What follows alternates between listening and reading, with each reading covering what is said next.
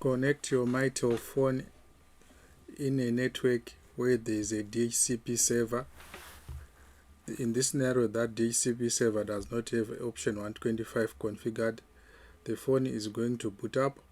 Wait for the phone to boot up and complete booting. When it has completed booting, it's going to come to this screen. Then press on cancel. When you have cancelled, it's going to say contacting server, and then you are going to go to the settings button and you press the settings button, click on advanced, enter administration password 73738, you enter, then you go to network settings and you select, and then you go to core server and put IP address, TFTP server, put IP address and save.